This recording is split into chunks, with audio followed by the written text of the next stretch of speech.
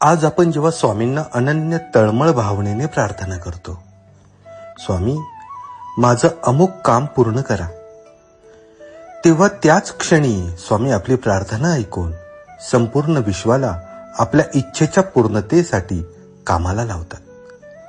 पण हे कार्य बाह्य रूपाने लगेच दिसत नाही. त्या प्रक्रियेत काही संकटे, अडथळे, अपयश यांची रूपं येतात. याच प्रसंगांना स्वामींचा प्रसाद मानून आनंदाने स्वीकारणं हेच कृतिशील विश्वासाचं लक्षण आहे. स्वामी आपल्या मागण्या पूर्ण करत आहे हे ठामपणे मानून संकटातही पुढे चालत राहणं म्हणजे खरा भक्त.